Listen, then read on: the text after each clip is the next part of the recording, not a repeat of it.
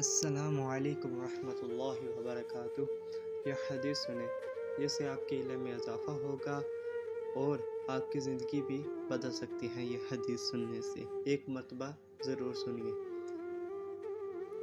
میں نبی کریم صلی اللہ علیہ وآلہ وسلم کے ساتھ ایک سفر یعنی غزوہ تبوک میں تھا۔ آپ نے ایک موقع پر فرمایا، مغیرہ پانی کی چھاگل اٹھا لے۔